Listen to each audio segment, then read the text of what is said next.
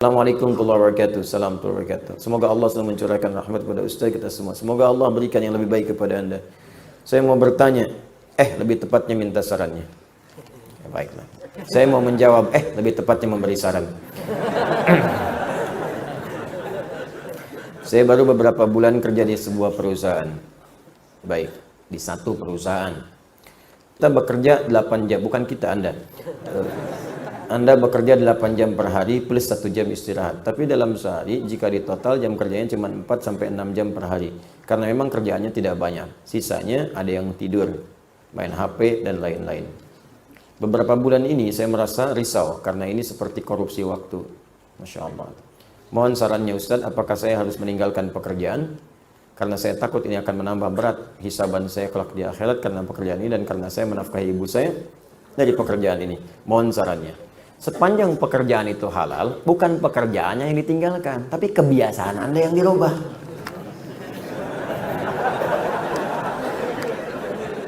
Karena belum tentu mendapatkan pekerjaan yang seperti itu juga.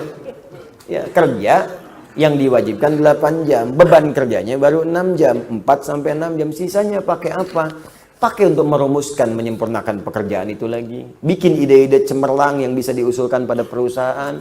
Buat ide-ide kreatif yang inovatif. Itu bahkan bisa mengangkat level Anda. Ketika Anda punya usulan, usulkan ke atas. Mungkin yang pertama belum diterima. Kedua munculkan lagi. Ketiga. Sehingga nanti supervisor melihat, nih idenya banyak nih.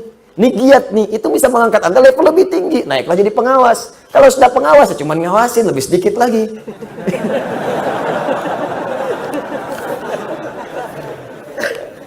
Bisa jadi pakai apa? Ya pakai untuk ibadah di situ, baca Quran. Setelah itu minta berdoa, ya Allah berkahi pekerjaan saya, berikan rahmat kepada perusahaan saya, ya Allah bimbing kami supaya bekerja jalan yang halal. Gunakan untuk ibadah sisanya.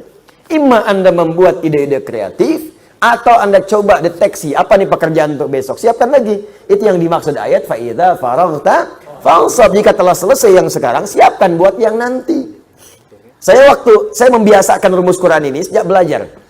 Saya mau belajar ke Timur Tengah, bahkan saat lulus pesantren, ya sebelum ke Timur Tengah saya mampir dulu ke satu kampus di Fakultas Dirasat Islamiyah di UIN, Syarif Hidayatullah. Itu sebelum saya masuk, saya pengen dulu bahkan ke Madinah, ke Jamiah Islamiyah. Ya, sejak kelas di 2 SMA, setara itu, 2 aliyah, di pesantren Darul Arqam, itu saya sudah ikut daurah. Daurah pelajaran yang akan diajarkan di Madinah. Saya kumpulkan semua pelajaran-pelajaran itu. Mana buku-bukunya? Bahkan saya tanya siapa yang ngajar di sana. Saya kenalan dengan guru-gurunya. Ada Syekh Faiz, Syekh Sultan, ya Syekh Afifi dan sebagainya. Saya kenalan, saya pelajari sebelum berangkat. Ya, saya pelajari ketika akan mampir ke Ciputat, karena waktu sudah dikasih rekomendasi, itu sudah siap semua ikhtiar manusianya, insya Allah sudahlah selesai semua. Bahkan diberikan tanda tangan oleh orang yang kalau kata orang di Timur Tengah itu dilihat tanda tangannya, nggak akan dilihat berkasnya, terimanya. Semua udah ngasih.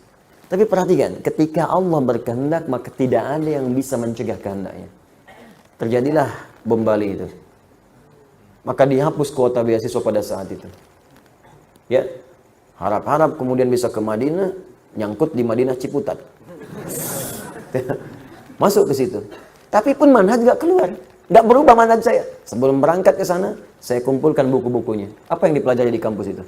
Saya senang saya milih kampus itu karena belum bisa keluar, karena tertutup semua kuota di luar itu. Saya pilih itu karena di situ yang ngajar ulama di MUI, ngajarnya pakai bahasa Arab juga. Ada yang dari Mesir, dari India, dari mana-mana itu ngajar pakai bahasa Arab.